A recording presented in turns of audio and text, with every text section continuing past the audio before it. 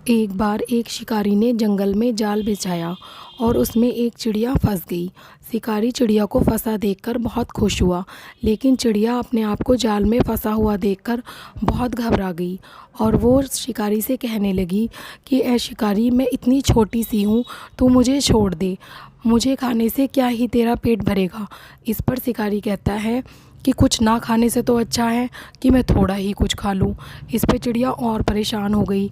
अब वो शिकारी से कहती है कि शिकारी, अगर तू मुझे छोड़ देगा तो मैं तुझे 3 सीख दूंगी, जीवन की अनमोल बातें तुझे बताऊंगी जो जीवन में तेरे बहुत काम आएंगी। इस पे शिकारी कहता है कि मुझे तुझसे कोई सीख नहीं लेनी।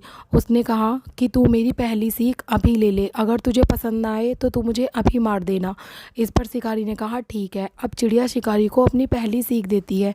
वो शिकारी से कहती है कि कभी भी ऐसी बातों पे विश्वास मत करना जो नामुमकिन हो। शिकारी को चिड़िया की सीख पसंद आती है। अब वह उसे आज़ाद कर देता है। अब चिड़िया जाकर डाल पर बैठ जाती है। अब चिड़िया शिकारी को दूसरी सीख देती है। चिड़िया शिकारी से कहती है कि कभी भी जीवन में गुजरी हुई बातों पर अफसोस मत करना। अब चिड़िया शिकारी से कहती है कि ओ शिकारी, मैंने तो तुझे बेवकूफ़ बनाया है। पता है, मैंने ना एक बहुत ही कीमती पत्थर निगल लिया है। अगर तू मुझे मार देता और मेरा कीमती पत्थर तुझे मिल जाता तो तू बहुत अमीर हो जाता और तेरी 7 पुश्तें भी आराम से बैठ कर खाती।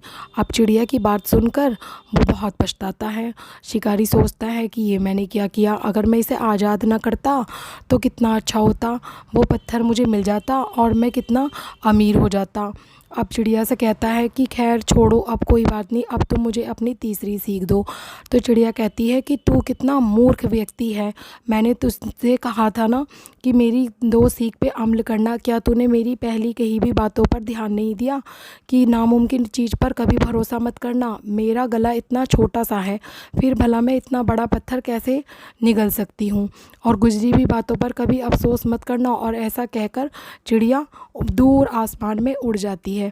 कहने का तात्पर्य है कि हमें अपनों से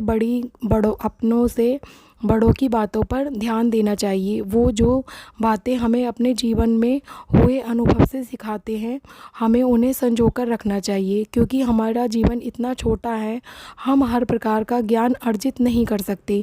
इसलिए जो भी बड़े बुजुर्ग और हमसे बड़े समझदार लोग हमें अपने जीवन का अनुभव देते हैं, उन्हें